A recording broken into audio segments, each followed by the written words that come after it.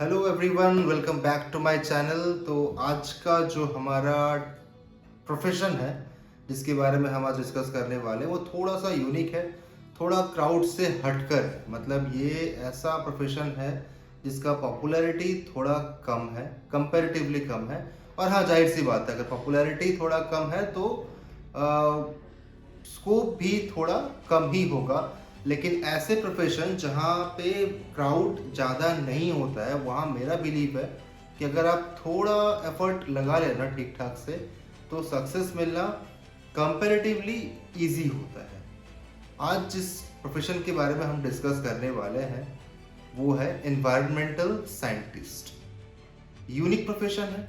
अगर आप में मेच्योरिटी आ चुका है और आपको लगने लगा है कि ठीक है, आप नीट और जेई के क्राउड में फंसना ही नहीं चाहते हैं, या फिर आपको लगता है कि ठीक है भाई, वो मेरे लिए नहीं है, तो उसको मान लीजिए, टाइम वेस्ट मत कीजिए और एक कुछ ऐसा सेलेक्ट कर लीजिए जिसमें आप स्टार्टिंग से ही फोकस कर सके। तो काफ़ी शांति से गुजरेगा आपका कॉलेज लाइफ, स्टूडेंट लाइफ, और अच्छा भी होगा आपके लिए क्योंकि आप स्टार्टिंग से ही उस फील्ड में फोकस कर पाएंगे। तो उस फील्ड का जो सबसे टॉप कॉलेज होगा वहाँ तक पहुँचना आपके लिए आसान होगा। तो अगर आपको लग रहा है कि ठीक है, मैं नीट के और जेई के क्राउड में पढ़ना ही नहीं चाहता हूँ, तो ये प्रोफेशन ऐसा एक है जो आप सेलेक्ट कर सकते हैं, एनवायरमेंटल साइंटिस्ट। स्कोप काफ़ी अच्छा है। अभी जो मेजर इश्यूज है हमारे चारों तरफ, क्लाइमेट चेंज को ले लीजिए या फिर पोल्यूशन जो कंट्रोल पे नहीं हो पा रहा है, डिफॉरेस्टेशन, इस तरह से काफ़ी टर्म्स हैं। सस्टेनेबल डेवलपमेंट जो सबसे इम्पोर्टेंट है हमारे लिए आज के डेट पे। डेवलपमेंट तो हम किसी भी हाल पे रोक नहीं सकते हैं, तो उसको सस्टेनेबल डेवलपमेंट में कन्वर्ट करना पड़ेगा, जो सबसे बड़ा चैलेंज भी है अभी हमारे सामने। इन सब फील्ड पे एनवायरमेंटल साइंटिस्ट का जो रोल है वो काफ़ी इंपॉर्टेंट होने वाला है। आइए फिर शुरू करते हैं आज का ये वीडियो।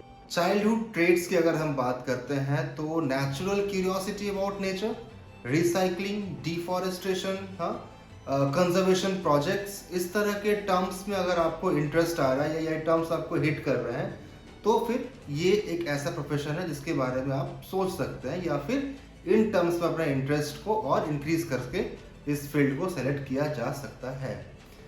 सेकंड जो हमारा टॉपिक होता है वो है सब्जेक्ट कॉम्बिनेशन। क्या सब्जेक्ट चाहिए आपको हायर क्लासेस में, लाइक 11th एंड 12th में? तो साइंस स्ट्रीम यहाँ पे मैंडेटरी है आपके लिए। बायो, फिजिक्स, केमिस्ट्री तो रखना ही पड़ेगा। Maths will give you an added advantage. Like अगर आप जब मास्टर्स कर रहे होंगे, खासकर जियोलॉजी में, तो मैथ्स का एक काफ़ी इम्पॉर्टेंट रोल रहेगा आपके उस मास्टर्स को परस्यू करने में। और मैथ्स की वजह से आप बहुत सारे ऐसे स्ट्रीम्स हैं एमएससी लेवल पे जिनको आप सेलेक्ट कर सकते हैं, तो आप मैथ्स भी रख सकते हैं 11th 12th में। ये तो था सब्जेक्ट के बारे में। हम बात करें कॉलेज में तो BSc in environmental science, geography, geology, botany, forestry, ecology, इस तरह के ग्रेजुएशन कोर्स आप परस्यू कर सकते हैं। मास्टर्स की अगर बात कर रहे हैं तो again environmental science is there, earth science is there, environmental engineering is there. तो इन तरह के स्ट्रीम्स में आप अपना बीएससी और एमएससी को पूरा कर सकते हैं। इसके बाद बात करते हैं कि कॉलेज में कैसे पहुंचना है, जो कि हमेशा की तरह हमारा थर्ड पॉइंट है। तो एनवायरमेंटल साइंटिस्ट के लिए अभी नेशन वाइड कोई सिंगल एंट्रेंस एग्जाम नहीं होता है।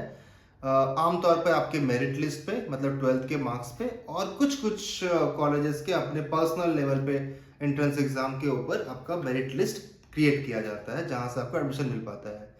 टॉप कॉलेज की अगर बात करते हैं तो IISc Bangalore, TIFR, DU, BHU, JNU, इन तरह के कॉलेज पे अगर आपको एनवायरमेंटल साइंस पढ़ने का मौका मिल रहा है तो बिल्कुल उसका लाभ उठाइए और आगे बढ़ जाइए। प्रोफेशन की बात करें कि करना क्या होगा इस फील्ड पे, तो बेसिक आपको नेचुरल एनवायरनमेंट का स्टडी करना है, उसका इंट्रैक्शन स्टडी करना है विद ह्यूमन बींग्स।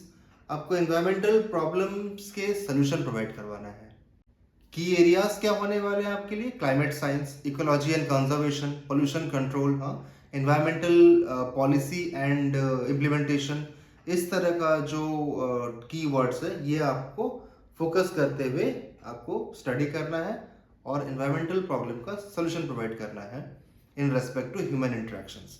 ये आपका बेसिक जॉब होने वाला है इस फील्ड में आगे चलकर। फ्यूचर स्कोप की अगर हम बात करते हैं तो with growing focus in sustainability and climate change, जो हमारा डिमांड है एनवायरमेंटल साइंटिस्ट का वो काफ़ी बढ़ रहा है, खास करके ऐसे सेक्टर में जहाँ पे हम रिन्यूएबल एनर्जी के बारे में डिस्कस करने वाले हैं, या फिर जहाँ पे हम पोल्यूशन कंट्रोल के बारे में डिस्कस कर रहे हैं, अर्बन प्लानिंग एंड डेवलपमेंट में डिस्कशन चाहिए या इनपुट चाहिए। इन सेक्टर्स में काफ़ी डिमांड बढ़ता जा रहा है। जॉब कहाँ कहाँ कर सकते हैं आप? तो जॉब आप कर सकते हैं रिसर्च ऑर्गेनाइजेशन में, गवर्नमेंट एजेंसीज में, एनजीओज में। इस तरह के काफ़ी फील्ड है जहाँ पे आप अपना जॉब कर सकते हैं।